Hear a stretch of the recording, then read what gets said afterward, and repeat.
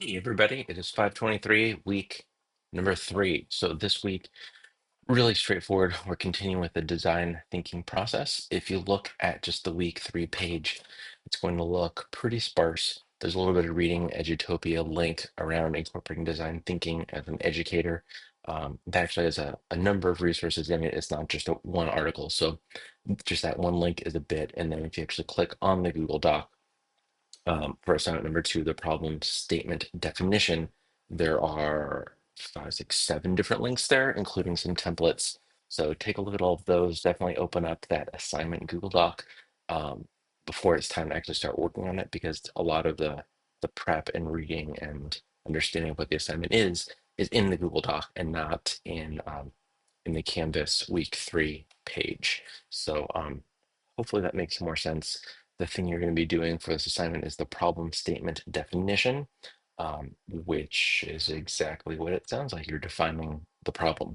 So it shifts away from what you want and what you think to what the user wants, and trying to also defining the user, figure out what they need, what the actual need is, not what they think they need, and then trying to get an insight or a possible solution for kind of next steps. Um, and a lot of that is like what they don't need. So if we're looking at maybe students at my school trying to record video outside, right? So like talk with the video teacher, and he's like, well, in my elective, we need good cameras, we need this camera. And really, like, if you talk with the students, talk with the teachers, and figure out what they need, the big thing might end up being outdoor Wi-Fi, right? So like using their school iPad, because that camera is actually great. We don't need a fancy camera. We don't need faster Wi-Fi from last week. We actually need it just in a different location, because actually students seem to be spread out, but then they're uploading their videos. And so if they're recording it and uploading it to Google Classroom, having outdoor Wi-Fi might actually be the insight. Is so it's like broadening the Wi-Fi and not better camera, not faster Wi-Fi. um, faster Wi-Fi is not going to matter in a case like this, right? So it's really trying to understand. And so the way you can get to that, again, like my favorite sentence prompt with people is, tell me about a time when. I'm also interviewing people for a tech support specialist at our high school in downtown San Jose.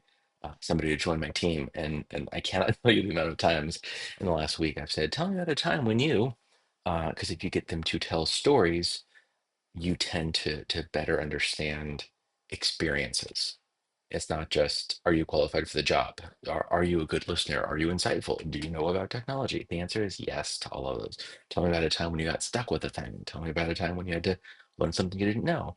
Tell me about a time you had to record a video. Oh, so our teacher had us, spread out across the field, where we play soccer, um, and as people record my video, it took, we had to upload to a classroom. Oh, what was that like? Oh, it took forever to upload. Okay, well, so now we've gotten somewhere. It's not just like, oh, I need to record a video, so I need a good camera. Well, I need to upload, so I need faster, right? It's looking more at that. And really it's about, with this step, is of the point of view. So shifting it away from you and on the person, as I'm looking at myself, on the person that is in charge of the thing that you're trying to figure out the thing for, right? So like, what are their needs? What are their actual needs? Not what do they think they need? Not what do you think they need? And that is all for week 2. Pretty straightforward. Week 3. I said week 2. Week 3. Week 3. Happy week 3.